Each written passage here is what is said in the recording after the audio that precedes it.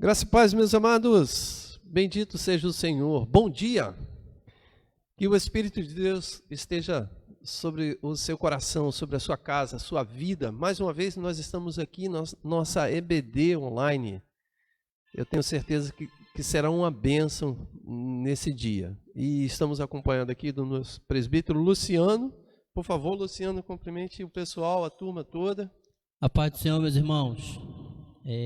Mais uma manhã de muito crescimento. Tenho certeza, pastor, que será muito bom conforme tem sido, né? Vamos nos policiar hoje com o horário, conforme o senhor falou, né? Mas vamos aproveitar, e por isso o nosso convite a você é: interaja conosco. Mande sua pergunta, seu questionamento, sua interação, sua contribuição, para que possamos fazer desse momento um momento rico em aprendizado.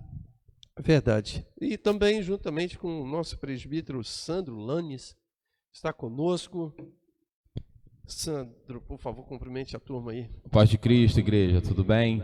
Bom dia também. Bom, que eu estava muito feliz, né, por ter acordado hoje. Acordei um pouco mais cedo, pensando na EBD, na oportunidade que nós teríamos de estar aqui nessa manhã, né, pastor? E vim para cá bastante alegre, com o intuito de aprender, de deixar Deus falar nos nossos corações, né? Então, que essa alegria também possa estar com vocês aí, que a gente possa juntos, né, fazer uma EBD bastante interativa, bastante construtiva, bastante inspiradora, e pedir que Deus, assim, enche os nossos corações, né, para poder, não somente para poder falar, mas também para poder aprender, porque até mesmo para aprender a gente depende do Espírito Santo de Deus nas nossas vidas, né? Verdade. O Espírito Santo de Deus é aquele que ele é capacitador. Eu gosto de utilizar essa ideia de ver e perceber e sentir o Espírito Santo de Deus como um Espírito capacitador, o Espírito que nos capacita, aí dá inteligência, sabedoria e capacidade de aprendizagem. Eu diria que é um dom do Espírito de Deus no nosso coração. Mas, meus amados, antes da gente começar, quero só lembrar que hoje à noite nós teremos o nosso culto público, porém ainda com algumas restrições, mas você está convidado a estar junto conosco hoje à noite aqui para celebrarmos ao Senhor, certamente com restrição, ou seja, 1,5 metro de distanciamento, as cadeiras estão separadas, mas você pode vir. As pessoas têm perguntado, mas e se chegar na hora estiver lotado, o que a gente faz? Bem, por isso eu estou falando, chegue cedo, porque você vai garantir o seu lugar e não vai ter transtorno nenhum.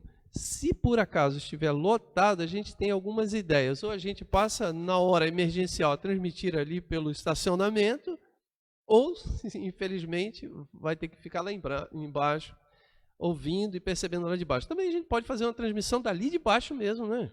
Então, vem, olha, faz uma coisa, vem, a gente vai dar um jeito, sabe? Nem que você venha com a sua família e fique lá embaixo, o que eu não quero, por isso eu estou pedindo para você chegar cedo. E se você tiver que ficar ali embaixo, eu não tenho dúvida de que você fará um exercício espiritual. Não tenho dúvida de que você será abençoado. Não tenho dúvida de que o Espírito de Deus irá falar no teu coração. Então venha hoje à noite no culto, não deixe de vir não, a gente tem lugar para todo mundo e com segurança, isso é importante. Máscara, álcool gel, e nem álcool gel, né? A gente está aqui com álcool líquido mesmo, 70, tá aqui, tá ali. Depois pode até colocar aqui, o Mauro vai trazer para a gente. Então venha com toda a segurança, nós estaremos juntos hoje à noite. Eu gostaria de pedir a bênção de Deus, vamos pedir, obrigado Mauro. Mauro, olha gente, deixa eu contar um segredinho, Mauro me fez uma visita hoje pela manhã. Tomou café, Mauro? Tomou o cafezinho, né? Comeu um pedacinho do bolo? Não comeu, né? O bolo de abacaxi.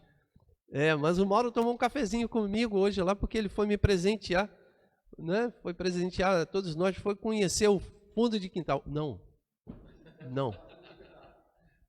Vereni, não, fundo de quintal não. o terreno. Obrigado, álcool 70 aqui, ó. O pequeno oásis, é verdade. E ele viu lá, viu o gramado, tá ficando bonito o gramado, né, o Mauro? Ficando muito legal. Depois ele vai dar o testemunho aqui. Sandro, pode orar o Senhor pedindo a bênção de Deus? Amém, em nome de Jesus. Senhor Deus, obrigado, Senhor, por esta manhã.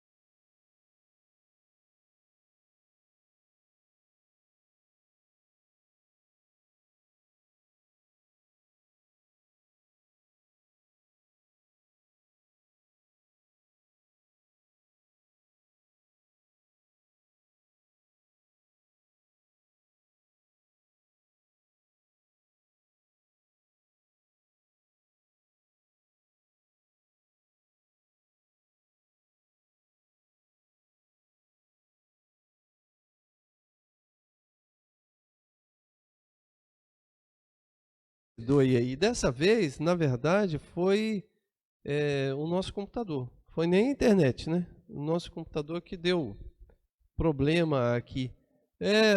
Nós estamos já exigindo demais do computador. Então, nos perdoe aí. Mas já estamos de volta, já tem alguns amigos que já estão conosco. E vai avisando o pessoal aí, né?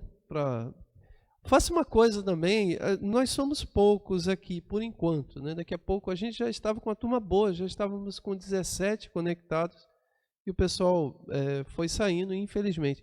Então faça uma coisa, eu peço que você que está em casa, compartilhe no seu feed.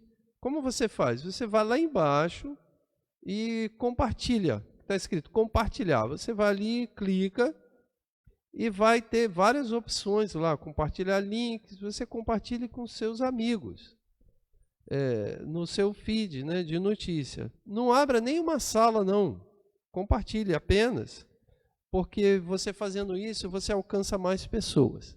E pastor, compartilhe e coloque a seguinte frase: aquele que perseverar até o fim receberá a coroa da vida. É verdade. Vai perseverando aí, compartilhe em nome de Jesus. Bom, meus amados, vamos lá. Nós estávamos falando aqui sobre a necessidade da compreensão desde quando aceitamos a Cristo até a volta de Cristo ou a nossa morte. Então tem esse espaço, e chamamos esse espaço de vida cristã. Chamamos esse espaço de vida e vida cristã. Isso porque compreendemos que quando aceitamos a Jesus, nós passamos da morte para a vida. Então, antes de Cristo não havia vida. Após Cristo, há uma verdadeira vida, a vida abundante que Jesus Cristo nos promete e nos diz. Então, essa nova vida, chamamos isso de vida cristã. E o que pode ser feito com essa nova vida? O que podemos fazer? Quais são as ações, as atitudes? Quais as coisas, os elementos? Será que não temos mais nada a fazer a não ser esperar Jesus Cristo voltar? Nós, como metodistas wesleyanianos, entendemos que não. Existe muita coisa para ser feita. Entendemos que isso não é um ponto passivo, mas é um ponto ativo da nossa vida. E já há alguns dias estamos falando acerca das obras que podemos fazer enquanto esperamos Jesus Cristo voltar, ou nós venhamos a enfrentar aquilo que chamamos de morte, embora a morte não exista para nós, porque esperamos a ressurreição dos mortos. Nesse caso, o que podemos fazer? Falamos que são obras, e vemos isso como dois segmentos, obras de piedade e obras de misericórdia. Obra de piedade nós falamos muito na semana passada, na outra semana, que foi oração, leitura da Bíblia, jejum, ceia, e conversamos muito sobre a ceia, e começamos a falar sobre obras de misericórdia. Obras de misericórdia são os comprometimentos sociais. Então, se na obra de piedade amamos a Deus sobre todas as coisas, na obra de misericórdia amamos o nosso próximo. E aí falamos sobre os comprometimentos sociais. Eu não sei se vocês estão lembrados que a gente conversou sobre vida comunitária da igreja. Então, você ter comunhão na igreja, vou dizer assim, tudo que fazemos na interação dentro da igreja, na comunhão uns com os outros. Não somente na ceia, mas mais ainda do que a ceia, uma vida comunitária, como foi feito ontem o futebol, a comunhão ali entre os irmãos jogando o futebol. E hoje gostaríamos de falar sobre vida cristã como comprometimentos políticos. Eu vou dizer uma coisa aqui, que eu sei, a minha vida é pública como pastor, e eu tenho que sempre colocar a minha vida pública, senão alguém pode saber e depois falar, o pastor Eli fez uma reunião na surdina. Ontem eu recebi um vereador aqui. Eu não vou citar o nome, porque a gente já está Não, eu posso até citar. Ontem eu recebi aqui, porque ele é um vereador, ainda não está em campanha, embora a gente saiba que vai entrar em campanha. Eu recebi o vereador Axilei. O Axilei, ele é vereador, ele é membro da Igreja Metodista Wesleyana de Vila Maria Helena. Ele é diácono ali na igreja de Vila Maria Helena. Mas, isso eu tenho que fazer um elogio a ele. Vocês nunca souberam, ou se souberam, souberam pouco sobre ele, como vereador metodista wesleyano. Ou seja, ele faz ele tem se comprometido de forma ética em não fazer aquela coisa de uma aproximação com a igreja para usar a igreja como curral eleitoral. Eu tenho que fazer esse elogio porque é uma verdade. Ele é suplente, na verdade, ele foi eleito para suplente, porém, por necessidade na Câmara, ele assumiu uma vaga como titular. E eu conversei com ele ontem aqui. Estou falando isso, gente, porque se vocês ficarem sabendo, o pastor Eli fez uma reunião ontem aqui com um vereador, sim, eu fiz uma reunião com ele. E fiquei até de conversar com ele mais para frente, convidando alguns para a gente conversar, fazer uma reunião, porque eu acho isso importante. Porém, obviamente, por favor, não vamos entrar naquela de misturar as coisas e trazer políticos para dentro da igreja. São reuniões à parte. Mas nós precisamos muito de atentar para isso, porque vivemos um momento muito especial hoje no Brasil, um fervilhar da política no Brasil. E a gente precisa assumir posições. A igreja precisa assumir posições. Como metodistas wesleyaninos, nós desde quando existiu o movimento metodista, lá na Inglaterra, no século XVIII, havia já o comprometimento político. E o que era esse comprometimento político? Nunca foi partidário. Wesley nunca se candidatou, nunca trouxe político para discursar dentro das sociedades metodistas. Mas ele teve comprometimento político porque aos membros que eram eleitos, e eu quero citar aqui que é um homem chamado William Wilberforce. Ele fazia parte do parlamento inglês no século XVIII. Wesley escrevia carta para ele cobrando o posicionamento. Por exemplo, vocês sabem que no século XVIII a Inglaterra ainda tinha a escravidão. Aliás, a Inglaterra nunca deixou entrar a escravidão dentro do seu território, mas a Inglaterra foi uma das principais nações que comercializava a escravidão. Então ela vendia escravo. Ela era, eu diria, pior até do que as nações que recebiam os escravos, como o Brasil. Ela comercializava, ela ia em territórios, principalmente África, dominava e caçava mesmo, esse é o nome, caçava os homens ali, os escravos, os negros principalmente, prendia, acorrentava e trazia em navios e vendia os homens, as mulheres também, mas principalmente homens, como mercadoria.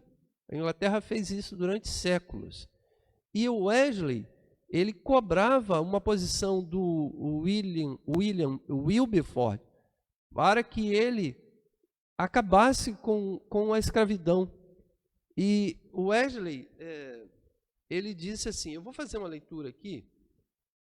Antes de fazer a leitura sobre como Wesley cobrava o Wilberforce, eu vou fazer uma leitura antes que diz assim: quando nos referimos a comprometimento cristão político, pode ser que alguém pense em questões partidárias, de partidos políticos e tudo mais. Porém, reconhecemos que essa questão estão sempre sob suspeitas de relacionamentos ilícitos. Ou seja, as questões partidárias, sempre a gente fica assim, sei não, a igreja vai se meter com isso, isso é perigoso. Mas, pelo contrário disso, e exatamente para denunciar esses relacionamentos ilícitos, é que devemos nos engajar em ações públicas, políticas, ou seja, o comprometimento político do cristão é com a coisa pública, com o bem comum, e não com partidarismo ou sectarismo. É interessante lembrar que a história do metodismo sempre nos alertou para essa preocupação. Em todo o tempo, Wesley se preocupou com uma santidade que ultrapassasse, uma santidade que contrapusesse aos males sociais, como, por exemplo, a guerra, o colonialismo e, sobretudo, a escravidão. Foi com essa intenção que Wesley escreveu a um conhecido político que lutava contra a escravidão, chamado William Wilberforce. Wesley assim escreve para o Wilberforce. Ele escreve e diz o seguinte: a menos que Deus te haja levantado exatamente para isso, tu serás abatido pela oposição dos homens e de demônios. Ou seja, se Deus te levantou para isso, segue firme. Agora, se Deus não te levantou, você vai ser abatido pela oposição de homens e demônios. Mas, se Deus é por ti, quem será contra ti? Prossiga em nome de Deus e na força do seu poder, até que mesmo a escravidão americana, a mais odiosa que já viu o sol, desapareça da tua frente. Que aquela que te guiou desde a tua juventude possa continuar a fortalecer-te nisso e em todas as coisas. É a oração, meu caro Senhor, que faço por ti, do teu afeiçoado servo John Wesley. A tradução do texto é meio complicado aqui, mas o Wesley vai cobrar de Wilberforce a escravidão nos Estados Unidos, na América. Lembrando que a América era uma colônia, não era um país. Então, é a escravidão da Inglaterra. Porque a Inglaterra não levou o escravo para o seu território, mas levou para os Estados Unidos. Por isso que o Wesley fala que isso é vil. Ele fala que é a mais odiosa, porque a Inglaterra fazia isso por comércio. Então, ela caçava homens e vendiam para os colonos americanos.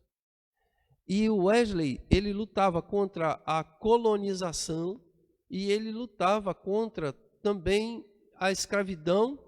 E tem outro elemento que eu escrevi aqui, que é a guerra. O Wesley falava muito mal da Inglaterra quando ela entrava em guerra para fins comércios. Por exemplo, a pirataria.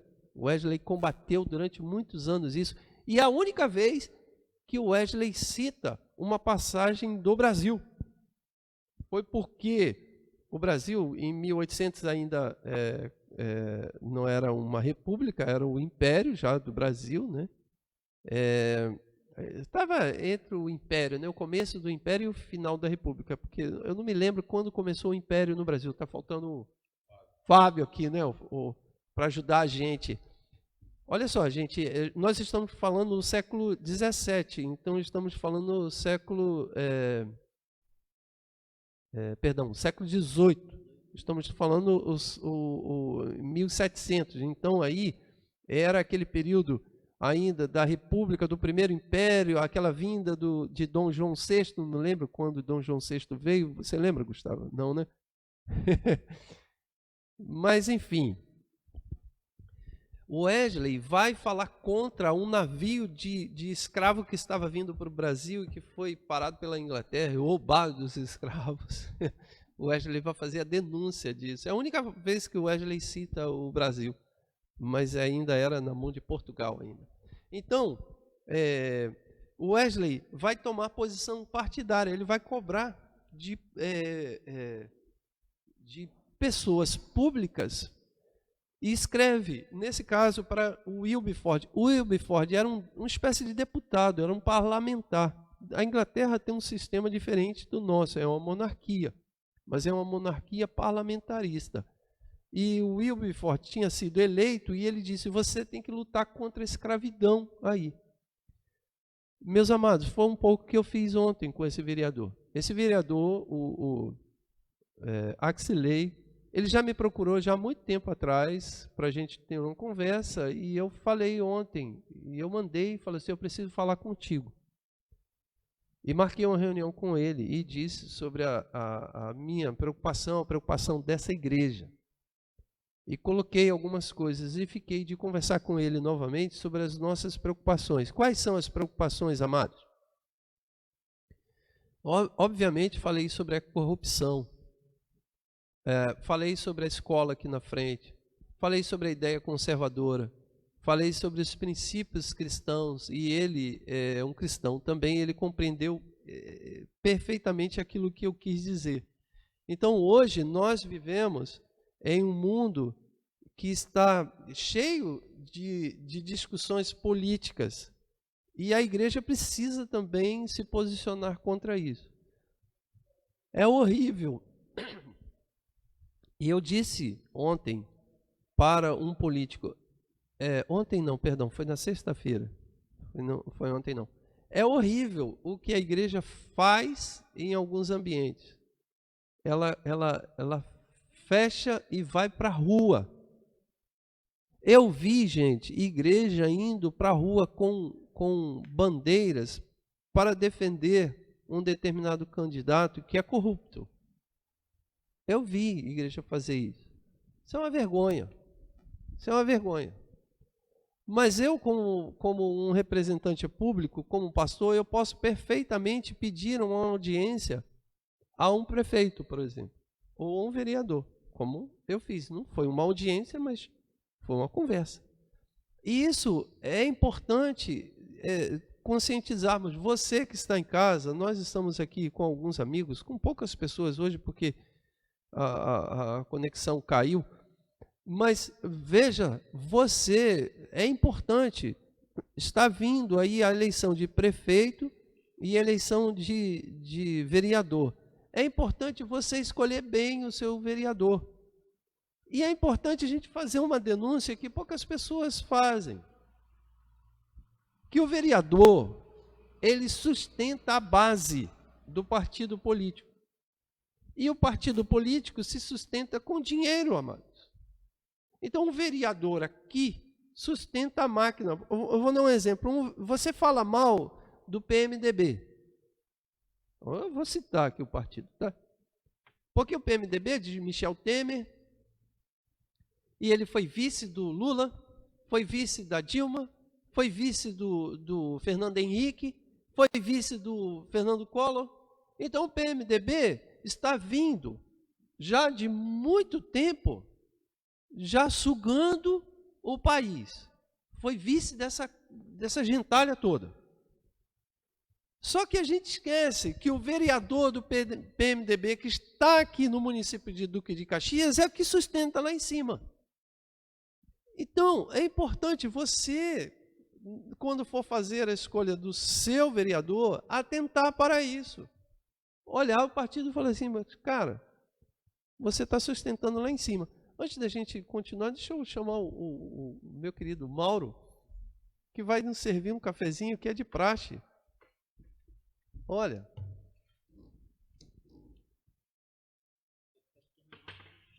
Esse cafezinho está com marca registrada. O Mauro vai abrir uma cafeteria. O Mauro vai. Então, isso é importante. Eu, como pastor, eu estou consciente de que eu devo fazer isso com essa igreja. Conscientizar e trabalhar essa ideia da necessidade do comprometimento.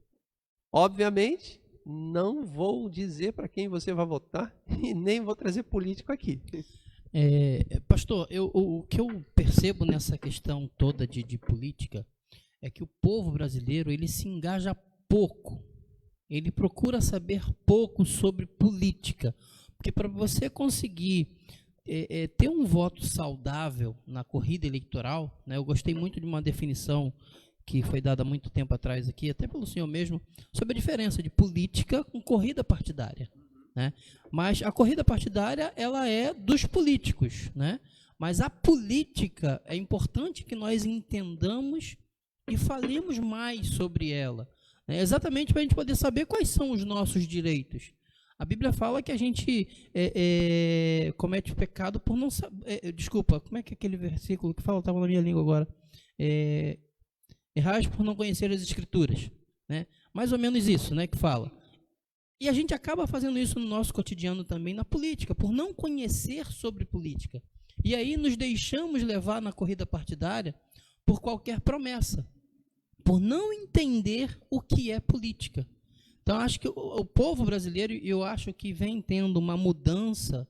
Infelizmente, essa mudança ela teve um início com problemas de partidários, que foi principalmente nas questões do Lula, que começou essa questão de eleição premiada, tudo isso. Sim. Começou a fomentar mais isso, e hoje você vê um pouco mais de pessoas querendo entender um pouquinho mais sobre política. Porque eu confesso que eu mesmo era uma pessoa que não ligava. Uhum. Eu não ligava, não conseguia entender, então não fazia a menor questão por conta de tudo que aparecia. Eu entendia que política era exatamente aquilo que estava acontecendo. Só que quando a gente começa a estudar, entender o que é política, a gente começa a entender isso que o senhor está colocando agora, sobre quem é que sustenta, que uma coisa vai interferir na outra. Sim. A política, o que você deve esperar daquele político pela política daquela situação, exemplo, a política do transporte, a política financeira, porque são políticas, são regras. Sim. E aí você começando a entender isso, você vai ter um pouquinho mais de preocupação em saber sobre o candidato que você vai eleger, que você vai colocar a sua confiança. Você vai começar a pensar assim, peraí, eu sou cristão, eu não posso votar num candidato que vai, sei lá, que A tem favor como, do a aborto, favor do por exemplo. aborto. É. Contra, né? Eu vou estar sendo incoerente com o que eu prego. Sim, Né? Eu vou estar sendo incoerente com o que eu prego, com o que eu acredito.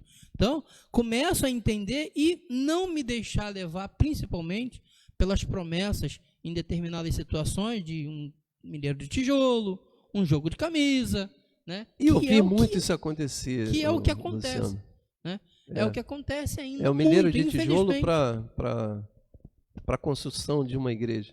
Eu vi muito isso acontecer. E aí depois vamos culpar o governo, vamos culpar o prefeito, o vereador, mas quem colocou ele lá? Olha, Luciano, mas eu vou dizer, nessa conversa, eu percebi que a luta é muito feia, cara. Sandro, é pior do que você pensa. Assim, a gente sabe que a podridão é muito grande. Mas como resolver essa questão política no nosso país? Muito difícil, Sandro. Pastor, eu fico pensando assim, para mim, no meu ponto de vista, isso está muito associado à educação. A educação, ela é a base para a gente poder entender como as coisas funcionam, né? Se a gente não tem um investimento em educação, a gente acaba não compreendendo. Porque, por exemplo, é papel de um vereador construir alguma coisa? Vou construir uma ponte, né? Pegando um exemplo aqui do canal aqui. Vou construir uma ponte. Foi eu que construí uma ponte. Vou construir uma praça. Fui eu que construí essa praça aqui. É papel do vereador construir. E às vezes, mas aí eu também olho pelo lado da população, que às vezes se sente deixada de lado. Quando alguém se apresenta fazendo alguma coisa, é óbvio que a pessoa vai olhar para aquele candidato como uma pessoa interessante de se manter num cargo político. Só que às vezes as pessoas, né, eu digo pela falta de educação mesmo, né, de conhecimento, vamos dizer assim. Educação é cultura, né? É cultura, né? De conhecer, por exemplo, você comentou aqui, errei por não conhecer a escritura. Errei por você não conhecer o sistema político. Porque às vezes a gente acha que política é para político, não é para gente. Nós não somos políticos. Então, por que eu vou conhecer política, né? Então, Sandra, aí com esse pensamento, quando a gente olha para um político que banaliza a educação, a gente não pode votar nele. Não pode. Exatamente. Entendeu? Mas conhecendo isso. Exatamente. Conhecendo isso. Então, é exatamente o que a gente está falando. Vocês sabem qual é a maior demanda de um vereador? É internação. Internação. Mas vereador tem a prerrogativa de internar alguém? Não. O problema é que, por isso que eu falei, a coisa está tão terrível que o sistema está amarrado de forma que a internação fique realmente na mão do vereador. A população não sabe disso por falta de educação e ela acha que um vereador pode intervir na internação de alguém. Então, e o sistema errado? Pode. Então, a maior demanda, a maior fila, o maior atendimento que se tem num gabinete de um vereador é pessoas pedindo para internação. Ou limpeza do valão de frente da sua casa, ou ao vereador, ou tapar buraco, ou quebra-mola. Quem não pede ao vereador uma colocação de um quebra-mola? Então, isso é a falta de educação da população, que ela não conhece, ela não sabe, ela busca o vereador. E vamos dizer uma coisa aqui, a população está errada em buscar o vereador? Nesse sistema que está, não, porque é a única válvula dela. Ela não tem outra. É isso que eu queria tocar. Não tem outra. A população não tem outra válvula de escape. Ela não sabe o que fazer. Claro que isso é algo que a gente já vem trazendo ao longo dos anos e que cada dia mais, se a gente não refletir, se não melhorar, tende a piorar a situação, né? Mas eu acredito que a gente esteja tendo um pouco mais de educação, né? Eu estou me referindo a mim, né? Por isso que também. eu disse para você, que eu falei, Sandro, o sistema é terrível. Por que é terrível? Porque a gente já está nele e para se quebrar isso, a gente precisa lutar e lutar muito. Mas então, aí é que eu quero tocar, pastor. Aí é que entramos nós, cristãos. Evangelho, levar o evangelho é levar esperança, mas é levar denúncia. Cristo denunciou em todos os instantes que podia ou que tinha a oportunidade, ele denunciava o sistema. Falava, olha, vocês são um bando de corruptos, vocês são um bando de hipócritas, vocês precisam olhar para a população e abrir os olhos da população. Olha, vocês que estão me seguindo aí, olha, esse aí não quer outra coisa senão te enganar. É a voz profética. É a voz profética. Aí é que entra o evangelho. Aí é que entramos nós, lutando, conforme o senhor comentou no início aqui, lutando para denunciar, lutando para melhorar, lutando para trazer conhecimento Eu lembro que uma vez eu assisti uma palestra do bispo Robson Cavalcante. Ele falando tudo de bom sobre a missão da igreja, aí falando evangelização, tudo de bom. A evangelização, o aspecto comunitário, e falando tudo de bom, tudo de bom, tudo de bom da igreja. Aí quando ele chegou assim, o aspecto profético da igreja, aí ele falou assim, aqui que a porca torce o rabo. Aí ele falou, porque a igreja ela está no mundo para denunciar as estruturas pecaminosas, esteja onde ela estiver. Esteja onde ele estiver. E aí é isso, é a denúncia mesmo. E nós precisamos estar lá. Tem outra coisa, gente, que a gente precisa também se posicionar, que eu tenho percebido na minha vida, e aí vai uma experiência bem particular mesmo, é a sua posição. Eu acho que vocês já estiveram, vocês que trabalham no mundo corporativo, vocês já estiveram em um lugar, em uma posição, que você sentiu que a galera olhou assim e falou assim, ih, o Sandro está aqui, não vai dar não. Já esteve numa posição assim? Já esteve, Luciano? No mundo corporativo? Já. Ih, o Luciano está aqui, vai dar ruim, não vai dar não. Principalmente logística, que é a minha área, né? É um ambiente muito corrompível, né? Isso, exato, isso que eu quero dizer. Então, assim, realmente já recebi propostas. Tá? Isso, cara. Exatamente. E graças a Deus consegui manter e as pessoas começam a se incomodar e te ver diferente. E você já teve em posição que você chegou, está no lugar e falou assim, e pensar dentro de você assim, eu estou percebendo que esses caras estão doidos para fazer uma proposta para mim, mas eles não têm coragem. Exatamente, já. Então, cara, é isso que eu acho que a gente precisa fazer, porque isso, Sandro, entra também como denúncia, que é a denúncia calada, que você nem abre a boca, mas você está ali e aí o cara fica assim, cara, não vai rolar, não vai rolar. Eu já tive em situação assim, de que, não ponho ele não. Mas por quê? Porque não vai rolar, não vai dar. Então, deixa isso quieto. Não vai dar para dar continuidade. Sabe? E não é porque assim, gente, é porque e aí eu tenho certeza que você não está falando isso, nem o Sandro está querendo dizer isso, que somos infalíveis ou santos, ou aqueles impecáveis. Como a gente já falou, santidade não é uma impecabilidade, mas santidade é assumir uma posição. Então, você deve assumir a sua posição de santo. E nós precisamos fazer isso. Então, eu diria que a gente vai precisar... Eu quero pular para outro aspecto, porque eu não quero ficar falando só sobre política aqui, não. A gente vai precisar estar mais nos gabinetes, para a gente chegar lá e não pedir o quebra-mola, não. A gente está lá para a gente cobrar as posições de não corrupção. Principalmente, o nosso maior problema no momento é a questão da corrupção. Cobrar. E a gente sabe que o vereador vai ter problema. Porque olha só, gente, o vereador precisa de nós. E o prefeito precisa da gente. Não estou falando porque eu conversei com o vereador Axley, não. Mas é a minha visão. O prefeito precisa da gente, o presidente precisa da gente. Mas se um vereador, um prefeito quiser fazer qualquer coisa que seja bom, ele vai precisar da gente, porque senão matam ele. E matam, não estou falando matar sentido figurado, não.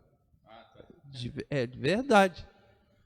E eu acho que esse É, de exatamente essa máquina, né, pastor, que precisa ser parada, né? É. Essa máquina e essa máquina de corrupção, porque às vezes existe boas intenções, porém são barradas por conta disso. Eu lembro, não aqui, foi em Vilar dos Teles, um jovem que vendia bananada no sinal. E ele lançou a candidatura dele. E ele ganhou. E falaram, ó, toma X mil reais e não entra. Não entra, porque se tu entrar, tu não vira o ano. Mas ele aceitou o dinheiro e abriu mão da candidatura. Mas é por aí. Da posse, entendeu? É por aí. Aí, qual é a forma de você proteger esse sujeito? Você chegar e falar, não, tamo junto. Vou usar a expressão, tamo junto. Não bota a mão nele não, senão vocês vão ter um problema. Assim, não quero fazer nenhum tipo de apelo político aqui, mas é um pouco parecido com o que nós estamos vivendo na presidência da República. Se o presidente da República não tiver apoio popular, eles tiram ele de lá. Com certeza, não tenha dúvida. Vão caçar ele. Só não tiraram ainda porque Só não tiraram por causa do apoio popular. Então, porque ninguém quer ver esse país numa convulsão popular de um monte de gente na rua protestando.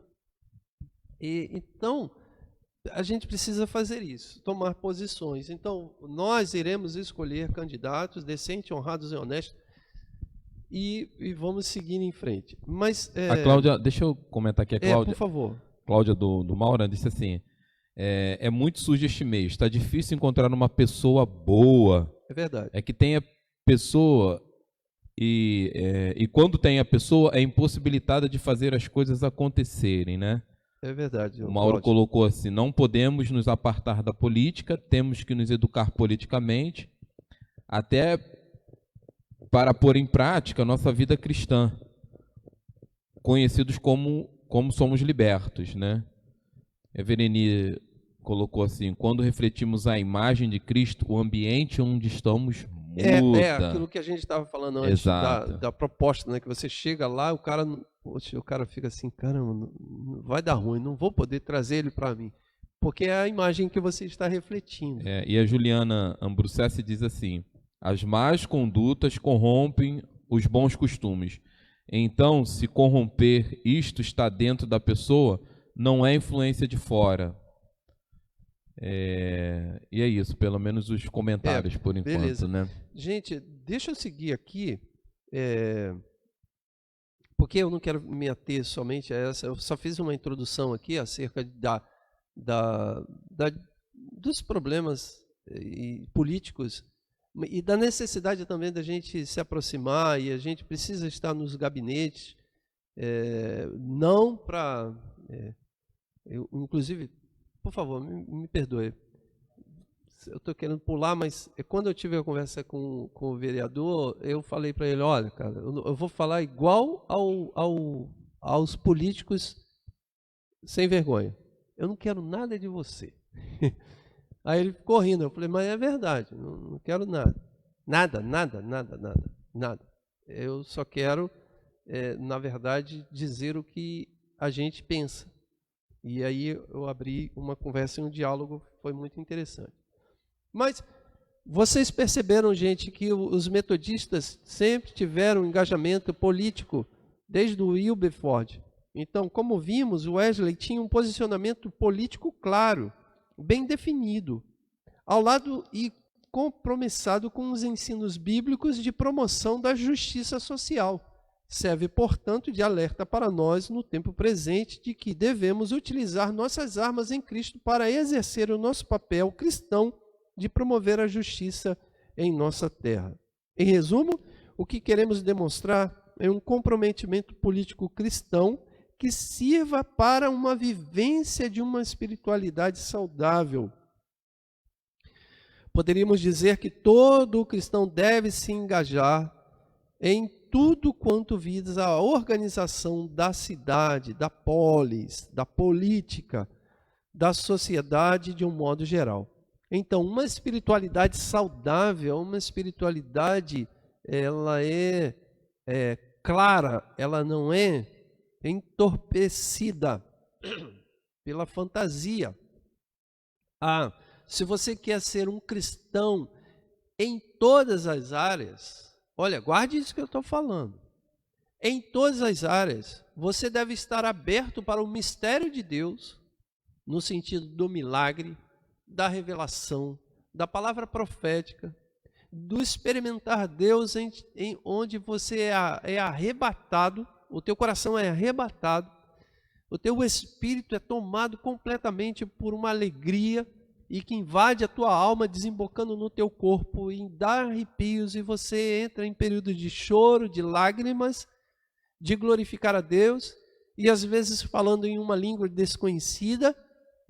Então, se você deseja ter uma vivência cristã plena, isto deve fazer parte, mas também deve fazer parte a sua consciência como um pai, uma mãe, um cidadão, um ser deste planeta, um brasileiro, um cidadão brasileiro e um munícipe. Ou seja, o que é um munícipe? É o sujeito que mora no município. Então você deve assumir a sua vida cristã em todas as áreas. Olha, meu amado, e aqui como pastor, eu me comprometo e me comprometi, melhor dizendo, com Deus a pregar um evangelho por completo. Não é uma parte onde vai se preocupar em a salvação da alma e o seu corpo vai ficar por aí e você vai sofrer pisando na lama, com a vala negra na frente da tua casa, e isso não acontecendo nada, e a igreja não falando nada que isso está errado. Não. Desde quando eu entrei no ministério é para pregar o evangelho de maneira total. Há pecado na alma do ser humano e há pecado também no corpo desse ser humano, ou seja, na forma como que ele vive a sua vida cristã. E nós temos muita coisa para fazer. E é coisa boa, você vai conseguir. Não tenha dúvida. Não tenha dúvida, se você trilhar o caminho com Cristo, o teu fim será um fim de paz, pois Deus tem pensamentos bons sobre nós, sobre as nossas vidas. Mas isso significa você arregaçar as suas mangas. Vamos trabalhar, vamos trabalhar. Eu, em nome de Jesus Cristo, quero despertar a você ao trabalho. E o trabalho precisa passar pela conscientização, por você saber quem você é como ser humano, como cidadão, como cristão, como membro de igreja. É como você participar de uma igreja onde você sabe que existem denúncias e denúncias contra o pastor da igreja e ninguém faz nada. E fica todo mundo lá, não, mas é um homem de Deus, é um homem de Deus, é o anjo de Deus, é o anjo do Senhor. E ninguém faz nada.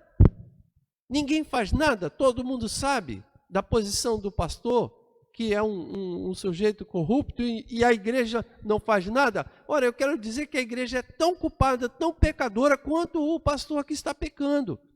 Assim é a política. Se temos um governo político roubando descaradamente, e nós como igreja não fazemos nada, não falamos nada, não fazemos as denúncias, como disse o Sandro aqui, somos tão pecadores quanto. Porque estamos nesse mundo para ser sal e luz e sermos voz profética.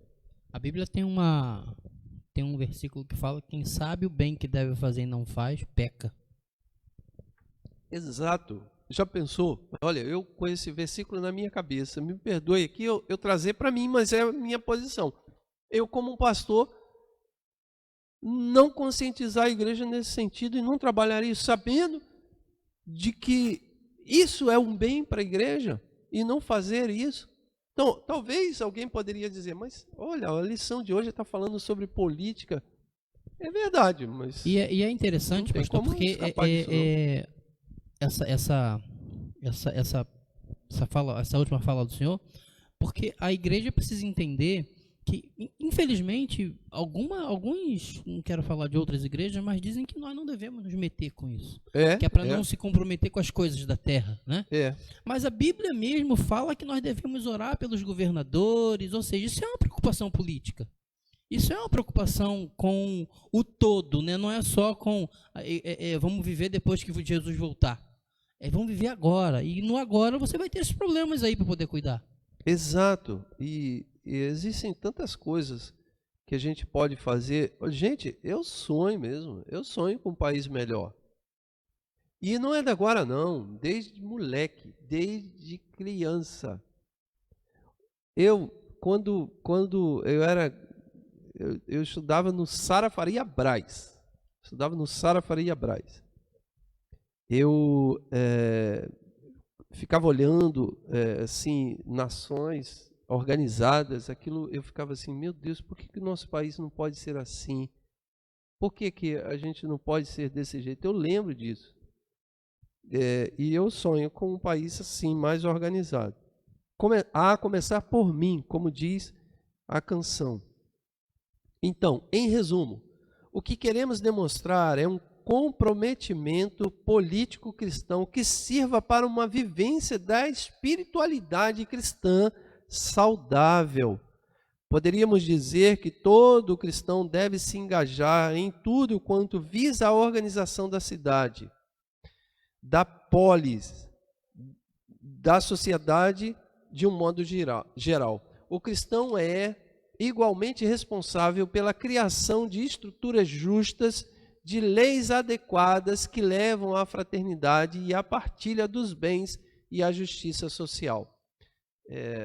Olha, o cristão é responsável por promoção de justiça social de leis humanas aqui, não a lei divina de Deus, ao qual sabemos, mas leis humanas. Nós somos responsáveis por isso. Nossa fé está profundamente articulada e relacionada com todas as dimensões do nosso viver. Aquilo que eu falei, nossa fé, ela está articulada e relacionada com todas as dimensões do nosso ser.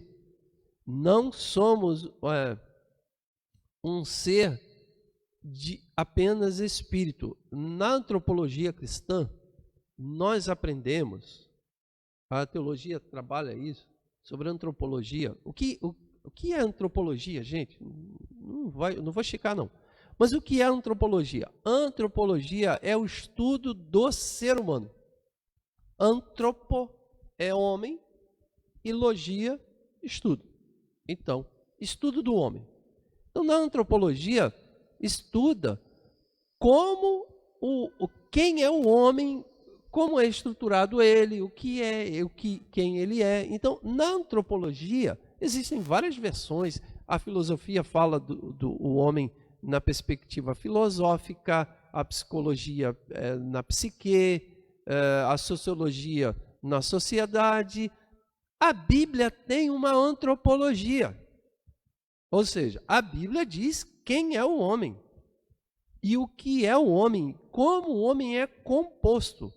A Bíblia nunca descreveu um homem por uma composição limitada ou pela metade. A Bíblia sempre descreveu o homem por completo. A salvação não atinge o homem em uma parte, mas a salvação atinge o homem por completo. Então, a antropologia bíblica, ela olha para o ser humano e define o ser humano como corpo, alma e espírito. Isso dentro de uma tricotomia. Você pode também optar por uma dicotomia, que seria corpo, ou matéria e imatéria, material e imaterial. Então, corpo, matéria, alma e espírito e matéria. Não importa. O importa é que a Bíblia define o homem em uma posição completa. Ele tem um corpo e ele tem uma matéria. No corpo, ele tem necessidades físicas. E essas necessidades físicas passam em ter uma rua asfaltada. Você pode dizer assim, mas por quê? Porque senão a vala negra vai estar lá e o teu filhinho vai pisar no verme. Então isso é importante entender isso. A questão política afeta o nosso corpo. Então, você não é feito apenas de espírito. A mensagem cristã não é uma mensagem para a alma do homem. Existem muitas falas do tipo assim, naquele dia 10 almas aceitaram a Jesus. Isso é uma metáfora, gente. Não é uma literalidade. Porque não tem um bando de fantasminha aceitando Jesus na igreja. Não, o pessoal vem com o corpo. E vem com a alma. E vem com o espírito. Então você desintegrar o homem nisso e dizer que o homem é salvo na alma e não no corpo, é antibíblico. A nossa alma está destinada à eternidade. E o nosso corpo? Aí você vai falar, esse corpo vai virar pó. Não, você ressuscitará, meu filho, em um novo corpo, obviamente, um corpo transformado. Não é esse mesmo aqui, mas receberemos um novo corpo. Então você sem corpo não existe. Sabe, eu já vi pessoas pregando, dizendo, você tem que se preocupar com a sua alma, porque isso aqui vai virar pó, e aí já era, não tem o que fazer. Não, já era não, tem que fazer sim. Jesus Cristo ressuscitou no corpo ou fora do corpo? Jesus Cristo, quando conversou com os discípulos e fez churrasquinho na beira da praia, fez com o quê? É verdade, se você não sabe, Jesus Cristo fez lá churrasquinho de peixe na beira da praia, porque ele fez uma fogueirinha e assou peixe e chamou, vem comer. Não foi isso? Depois da ressurreição, Jesus Cristo, quando entrou naquele local, vindo, conversando com os discípulos de Emaús, e quando entrou naquela reunião, o que ele fez? Tomou da refeição junto com todos, depois da ressurreição. É óbvio que você não pode me perguntar como será esse corpo, eu não sei, o apóstolo Paulo fala, não sei. O apóstolo Paulo lá no capítulo de número 15 de Coríntios, ele fala sobre isso, sobre a ressurreição do corpo. Ele vai falar que semeia-se em ignomínia e se colhe-se em glória, ou seja, em vergonha, ou seja, corrupção. Aí ele vai falar sobre a semente que nós semeamos, o nosso corpo é como uma semente. Ele vai falar um monte de metáforas ali, mas é no corpo. E por isso, se preocupar com asfalto na rua é espiritual também. Aqui, eu acabo de ler aqui, fazer essa leitura, o cristão é igualmente responsável pela criação de estruturas justas, de leis adequadas. Somos uma totalidade de vida e a espiritualidade precisa permear todos os recantos do nosso existir, por mais íntimo ou por mais externo que pareça. Ou seja, a nossa espiritualidade deve entrar, a vivência da nossa espiritualidade. Então essa vivência deve entrar na nossa intimidade, dentro de nós, no íntimo. Mas ela deve também reverberar no que é externo, no corpo. Por isso você não pode se automutilar, nem se chicotear para pagar as suas promessas, a automutilação, ou a autopunição. Por isso que nós somos contra a ideia de uma tatuagem onde que degrada o corpo do ser humano. Já viu? Por isso que somos contra a ideia de alargar a orelha e depois... Por que isso, gente? Porque é pecado? Não, não vou dizer que é pecado. Mas porque isso pode trazer uma deformidade para você. Então, por favor, valorize o teu corpo. Por isso que falamos até do... Por que a Bíblia condena a glutonaria? Faz mal. Faz mal para o corpo. Ela não diz que você não pode... ontem mesmo, ficamos lá em casa, o Gustavo, Laina, o Fred e a Camila, fizemos um churrasco e a gente comeu muito. Isso não é um pecado. Mas a glutonaria é porque faz mal para você. Aí eu vou voltar hoje a fazer churrasco, segunda churrasco, e vou encher, comer de gordura. É pecado. Isso tem a ver com a questão política, porque, como eu falei, se no corpo o teu filho estuda, você precisa de uma boa escola. É no corpo. Então, a espiritualidade nossa deve ser vivenciada em todos os recantos de nossa vida. Tem uma passagem bíblica muito, muito, muito, muito conhecida, que é a história de Zaqueu, né? Zaqueu sobe na figueira brava e depois Jesus vai ter com Zaqueu lá. E aí Zaqueu, ele toma consciência, né, dos seus pecados e diz para Jesus, né? Senhor, vou dar metade dos meus bens para os pobres e isso mais. Aí no final Jesus disse, ó, a salvação veio a esta casa, né? Muitas pessoas olham só para o lado da conversão de Zaqueu, que era fato, ele realmente se converteu ali. Mas eu olho para o bem social que ele estaria fazendo aquela população. Isso, Sandro. É um bem social. Ele falou, caramba, eu preciso ser uma pessoa honesta na execução da minha atividade. Isso, olha, eu vou dar metade dos meus bens e a partir deste momento eu vou ser um político da época lá, né? Vou ser um político da época correto. Isso. Ó, e veio a salvação a este lugar. E esta salvação não traz só benefício a Zaqueu, não. Traz benefício àquela população que estava com fome, assim, padecendo. E o que de concreto gerou a salvação de Zaqueu? No bem das pessoas. No bem das pessoas, exatamente. No social. Se você pudesse... Óbvio que a salvação tem uma perspectiva da eternidade, que ela é etérea, é óbvio. Mas ela reverbera em algo concreto. Porque se você pudesse perguntar assim, e falar para aquele momento, a gente aqui, nós três observando aquilo tudo, e a gente fizesse uma pergunta, mas o que de concreto houve com a modificação da pessoa de Zaqueu nascendo de novo? A vida das pessoas que receberam os seus dividendos de volta. Faz essa pergunta também para Saulo. Saulo também. Saulo também tinha questões políticas ali, né? E ele, quando ele se converte também, ele muda sensivelmente e aí começa a ser um combatente contra aquela política que prendia o povo, corrupta e violenta. Né? Que aí, no caso, nesse caso a gente pode exemplificar a corrupção mesmo, porque Zaqueu era político corrupto. No caso da posição política de Paulo, a violência, porque ele combatia com morte. Liberdade, né? A liberdade também. Liberdade das pessoas. Prisão, morte, açoite.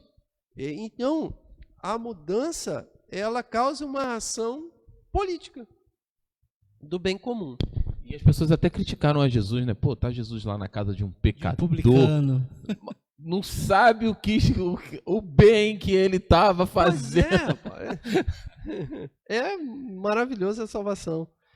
Deixa eu só fazer uma citação aqui. A Cláudia... Aliás, antes de fazer uma citação, eu queria dar as boas-vindas aqui ao meu chefe. Eu tenho um chefe. Secretário-Geral de Educação Cristã, pastor Ronaldo Cabreira, está assistindo a nossa live aqui. Seja bem-vindo, pastor Ronaldo. Que bom ter você comigo aqui. Meu chefe. Precisamos, a Cláudia, né, ela diz, precisamos sim aprender sobre este assunto. Só assim iremos fazer o nosso papel como cidadão e cristão. Beleza. Sonhamos com um mundo melhor. É verdade. Aliás, deixa eu falar uma coisa aqui que a Cláudia está falando. Sonhamos com um mundo melhor. Não posso esticar porque hoje a gente vai terminar daqui a pouquinho. Sonhamos com um mundo melhor. Uma teologia errada tirou isso da cabeça dos cristãos. Porque ele vai falar assim, não, o mundo só vai piorar. Uma escatologia errada é um equívoco. Enquanto estivermos aqui, como cristão bíblico, e falo isso biblicamente, e desafio a me provar o contrário, enquanto estivermos aqui, nós somos esperançosos em que o lugar onde estamos seja transformado. Existe uma escatologia por aí, dizendo que o mundo a tendência é do mal a pior. É verdade. É bíblico isso? É verdade. Tem apoio bíblico? É verdade. Eu vou dizer que estamos juntos. Mas, ao mesmo tempo, na contramão da ideia da piora, vem a ideia da melhora. Onde abundou o pecado, o que acontece? Superabundou a graça. Então, sempre trabalho na perspectiva do otimismo. Então, a fala da Cláudia, quando diz sonhamos com um mundo melhor, é verdade. Sonhamos mesmo. É claro que a gente sabe que isso não acontecerá na totalidade se não for pela definitiva implementação do reino de Deus quando Cristo voltar. É lógico que a gente sabe disso.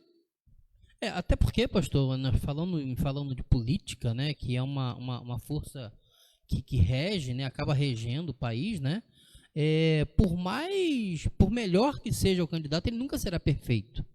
Ele sempre vai ter a questão humana dele que vai poder errar, vai poder, né, ter caminhos, mas nós como evangélico, não tem como pensar diferente que... Porque você não pode se acostumar. Exatamente. Você não pode, você tem que ficar indignado, você tem que se indignar. Tem que cobrar a posição. Tem que cobrar. Exatamente. E a questão que o senhor falou sobre essa teologia errada, pelo que nós sabemos, evangelho é boas novas. Boas novas. Não tem como. Não é mais boas novas não é pessimismo isso. Não é pessimismo, é otimismo. E você tem que ter isso, porque você não pode se conformar, e aí usando a palavra conformar, não tomar forma, mas usando a palavra no sentido de aceitar.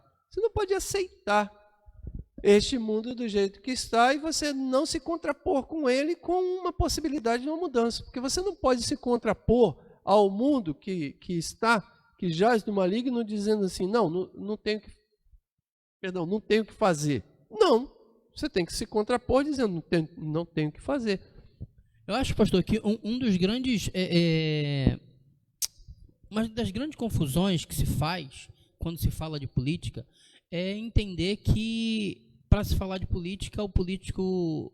Para você ter uma reunião com o político igual o senhor teve, é necessário depois dar o microfone para ele poder pregar, poder falar no púlpito, né? Isso é que não pode misturar. Mas agora, termos uma vida política, ter reunião num gabinete de um político para poder cobrar uma posição dele, para poder, expor os pensamentos, eu acho super saudável. Sim, nós não podemos misturar. O que acontece muitas vezes, não, beleza, eu vou fazer isso, mas eu preciso das suas ovelhas votando em mim. Né? Aí é que é complicado. Então, gente, eu vou dar continuidade aqui para a gente já encerrando. Eu só destaquei essa fala da Cláudia que diz, sonhamos com um mundo melhor, está dentro desse contexto de otimismo. A Juliana, ela diz assim, mas tem pessoas que não podem se envolver com política porque perdem a linha.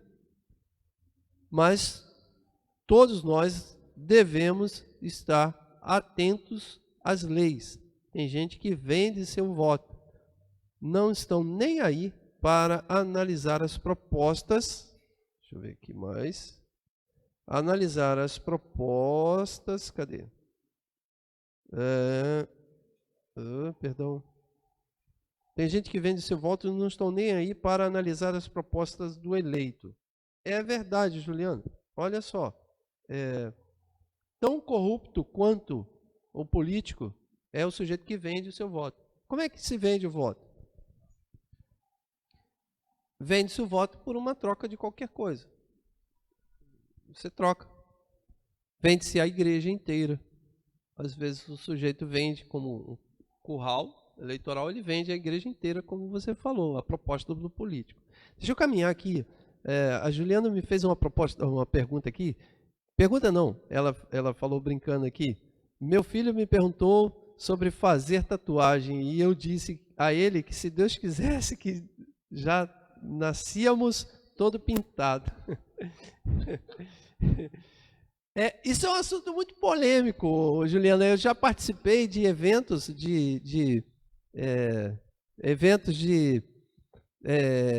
distrital, congressos e tudo mais, e já me fizeram muitas essas perguntas aqui, enfim, mas outro dia a gente fala sobre tatuagem, muito legal isso aqui. Deixa eu fazer um encerramento aqui, e aí a gente já falou muito de política hoje, mas eu queria fazer um encerramento dessa parte de vida cristã que estamos conversando. E nós falamos ao longo do tempo aqui, desses dias, sobre vida cristã. Lembrando a você que vida cristã é tudo que se faz após o novo nascimento até Jesus Cristo voltar. E a vida cristã, ela é feita na nossa ótica em duas linhas. Uma linha que chamamos obra de piedade, e obra de piedade é tudo que fazemos em direção a Deus, ou seja, oração, leitura bíblica, jejum, palavras, ceia, batismo, culto, louvor, tudo. Então, obra de piedade e obra de misericórdia, tudo que fazemos em direção ao próximo. E dentro das obras de misericórdia, nós destacamos a viver em comunhão, comprometimentos sociais, comprometimentos políticos. E para encerrar, fazendo um resumão disso tudo aqui, no capítulo 9 do livro Assim Cremos, que eu escrevi, gente, fazer uma propaganda, né? As características fundamentais da vida cristã. Entre as características mais significativas e fundamentais da vida cristã, poderíamos sinalizar em certas direções e numerá-las da seguinte forma, fazer um resumão de tudo. Uma vida cristã de comunhão. O Deus revelado na Bíblia se apresenta em três pessoas distintas: Pai, Filho e Espírito Santo. Deus é um Deus de comunhão. Não se pode viver uma vida isolada. Não existe ser humano isolado. Eu já falei aqui um tempo atrás aquele lance que o pessoal gosta de... É uma turmazinha aí que gosta de ficar lá falando meu corpo, minhas regras. Não existe? Isso é a hipervalorização da individualidade. Porque você faz o que você quiser com o seu corpo. Não é isso. Não existe isso. Meu corpo, minhas regras. Está errado. Nós somos seres sociais. Nós dependemos uns dos outros. Eu não dependo de ninguém. Depende sim. A água que você bebe, não foi você que preparou. O arroz que você come, alguém fez para você. Você depende um do outro. Então, Deus é um Deus de comunhão. E os seres humanos são destinados à comunhão. As características fundamentais, então, é uma vida cristã de comunhão, uma vida cristã de princípios bíblicos. A Bíblia é para nós, wesleyanos, um livro de revelação divina, que revela e agrupa os grandes testemunhos da autorrevelação de Deus e, consequentemente, das experiências dos seres humanos com o Altíssimo. Olha, não existe cristão que não tenha a Bíblia como revelação. A Bíblia não é um livro qualquer. A Bíblia é uma revelação. Aqui, esses textos sagrados são textos revelatórios que desemboca em duas... Olha, isso daqui é revelação em dois aspectos. Dois aspectos. O primeiro aspecto é a Bíblia... nós encontramos a autorrevelação de Deus, ou seja, Deus se dando a conhecer. Deus se dá a conhecer às pessoas, e isso está preservado nos textos. Então, o texto escrito é uma narrativa da revelação de Deus, da autorrevelação. Deus se deu a conhecer, e os textos escritos também são o contar, a narrativa das experiências dos seres humanos com esta revelação. Deus se revela, isso é narrado. E a apropriação desta revelação é feita no texto bíblico. Vou dar um exemplo aqui. Você citou Paulo. Paulo tem uma revelação. A caminho de Damasco, está narrado aqui. Acontece uma revelação de Jesus aparecendo para Paulo. Mas o texto não só relata a revelação de Deus, mas o texto relata a experiência de Paulo com a revelação. Outra citação, Deus aparece para Moisés na sarça. O aparecimento de Deus é uma revelação, mas o texto não fala só a aparição e a revelação de Deus, fala da experiência desse sujeito Moisés com a revelação e conta como ele foi transformado e impactado após essa revelação, assim como Paulo. Então a Bíblia é para nós um livro. Olha, eu vou ler novamente. A Bíblia é para nós, o Wesleyano, um livro de revelação divina que revela e agrupa os grandes testemunhos da auto-revelação de Deus e, consequentemente, as experiências dos seres humanos com o Altíssimo, com essa revelação, ao longo de séculos e séculos. A vida cristã é conflitiva. O que é isso? A vida cristã é conflitiva. Há um conflito verdadeiro. A palavra de Deus, através de Jesus Cristo, lá registrado no livro de Mateus, diz o seguinte: bem-aventurados sois quando vos injuriarem e perseguirem, e mentindo disserem todo mal contra vós, por minha causa. Exultai-vos, exultai e alegrai-vos, porque é grande o vosso galardão nos céus, porque assim perseguiram os profetas que foram antes de vós. A vida cristã é conflitiva. Nós temos uma guerra travada contra um sistema que jaz no mundo, pelo maligno. Isso é conflitivo. Essa guerra está todo o tempo, a gente tem que estar sempre lutando. Isso, olha, você quer construir uma vida saudável com a tua família? Então lute. Luta é conflito. Então não é moleza. Ninguém é chamado para a vida boa. Nenhum cristão é chamado para você viver assim a vida assim, como uma coisa vai cair do céu o tempo todo. Tua vida vai cair do céu. Ah, você quer educar o seu filho, o Miguel, o Luciano. E a educação do Miguel, você ora e a educação do Miguel, pum, caiu um pacotinho de educação. Pum, Deus respondeu a tua oração. Matrix. Download. Não, é conflitivo. Conflitivo e trabalhoso. Trabalhoso. Né? Isso aí. A educação do Miguel é conflitiva, o tempo todo, trabalhoso, o tempo todo. É não.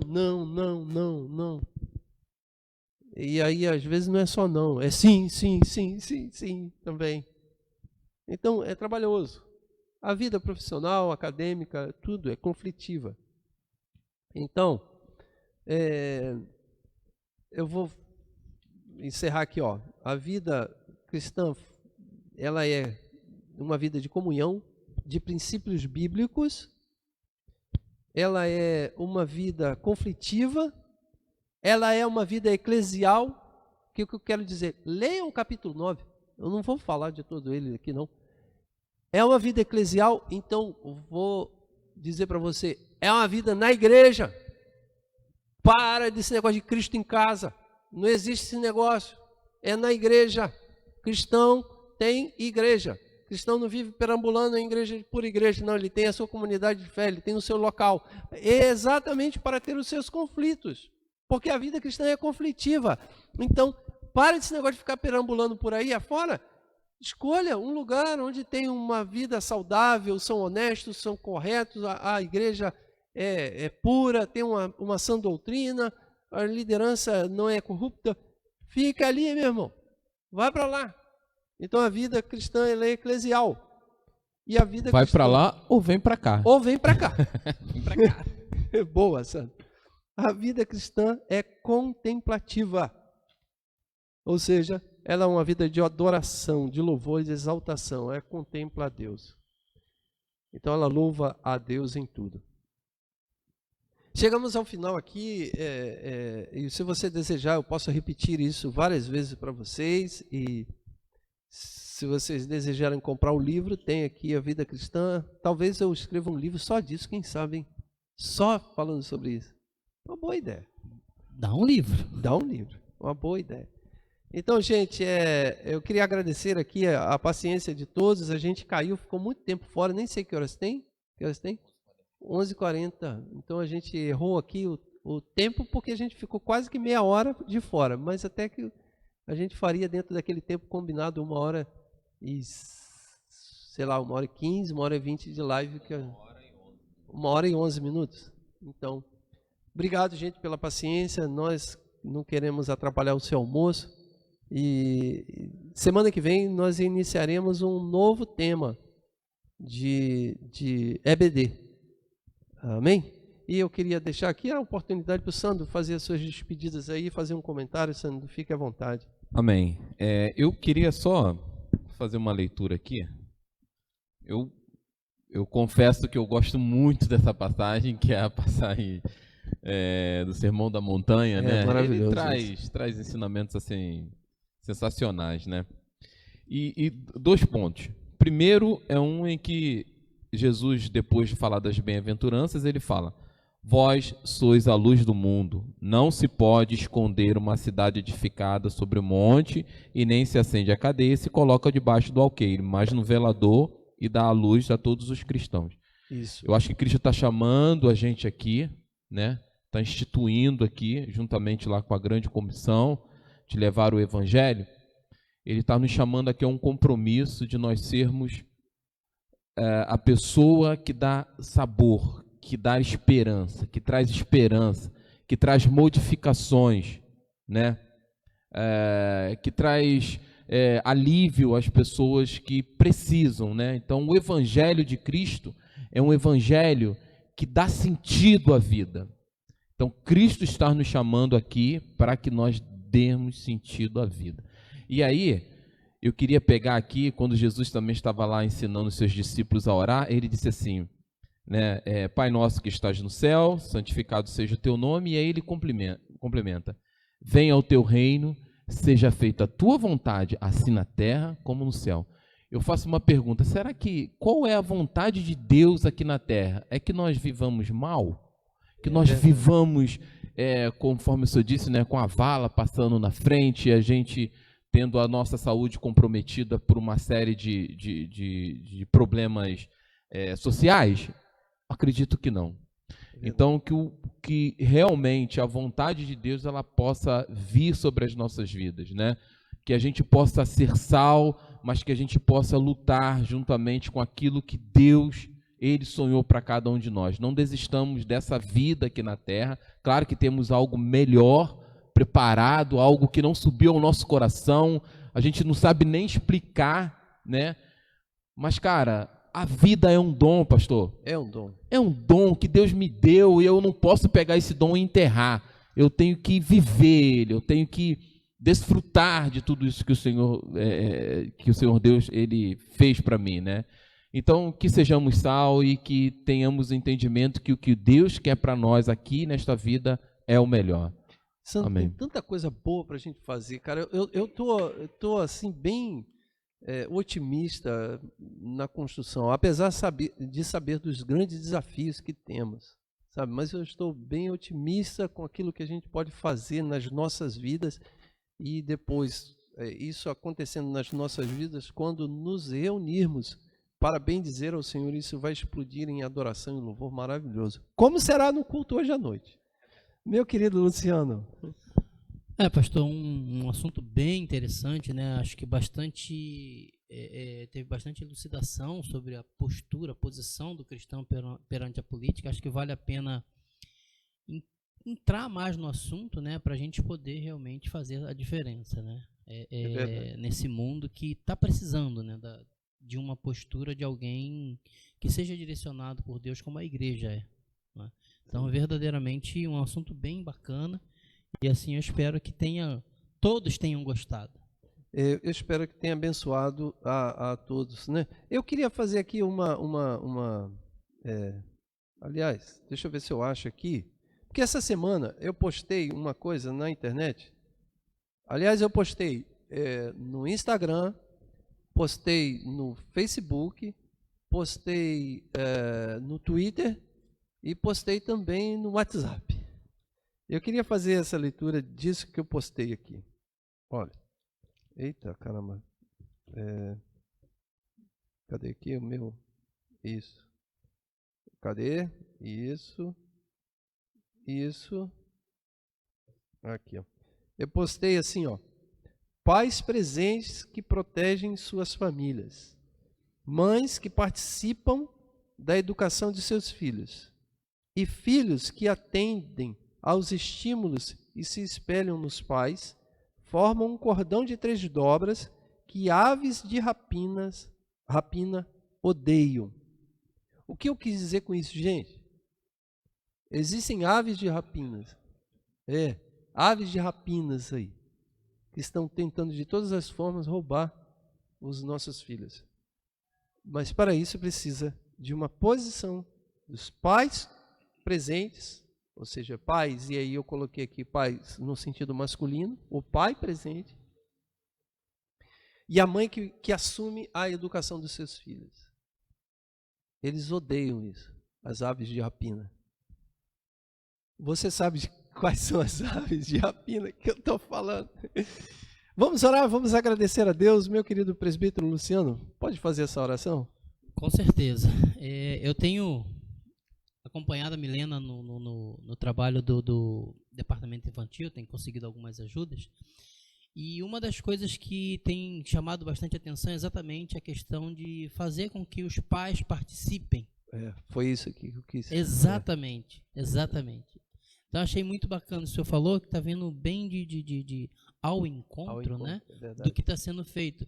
E se nós pegarmos, pastor, é só voltar à tradição. É só voltar à tradição, que a tradição é essa. Aqui, ó.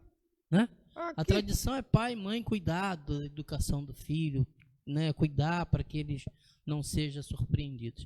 E uma outra coisa que eu queria falar é só fazer uma pequena interação com a convocação que o senhor fez logo no início da live, antes de cair, sobre o culto logo mais. Irmãos, venha, está uma bênção. É verdade. Está uma bênção, está tão gostoso, sabe? Ainda que nem todos consigam entrar. Salmos diz que mais vale um dia nos átrios da casa do Senhor do que 1000 em outro lugar. Então, meu irmão, venha, chegue cedo, porque pode ser concorrido, e assim nós queremos que seja concorrido, porque queremos ver nossos irmãos, nós temos toda a segurança, estamos buscando oferecer toda a segurança para que não tenha nenhum tipo de situação constrangedora. Mas venha, irmãos, venha participar dessa comunhão que está fantástica. Sandro, tá ou não está? Está maravilhoso mesmo. Bastante. Depois de 3 meses, pastor, meu Deus, tem sido glorioso. Vamos orar? Amém. Vamos orar. Deus, nós queremos te louvar, Senhor, por esse momento de aprendizado de um tema, um assunto tão delicado, Pai amado, nesses momentos que vivemos. Nós te louvamos e te bendizemos por essa elucidação, por ter aberto nossos corações para receber de bom grado, por ter inspirado, Pai querido, teu filho para falar com tanta propriedade.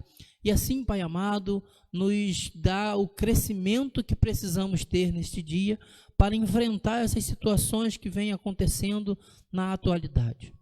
Agora, Senhor, nós queremos nos despedir não da tua presença, mas desse momento, e pedir, Pai querido, que tu esteja conosco nessa tarde, que já começa daqui a pouco, e possamos nos preparar para apresentar a ti, Senhor, um culto de louvor e adoração aqui no templo, Senhor, e que venha agradar o teu coração. Proteja-nos, ó Deus, nos dê, Pai querido, uma tarde abençoada, uma tarde tranquila, de paz com nossos familiares, e assim possamos estar de volta para glorificar e exaltar o teu nome aqui, Pai querido, em comunhão. Fica conosco, Pai amado, nos abençoe, nos guarde, é o que eu te peço e te agradeço, em nome de Jesus. Amém. Amém. Que Deus abençoe, meus amados.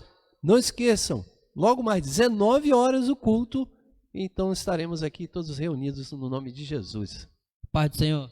Fique com Deus, meus amados. Fiquem com Deus.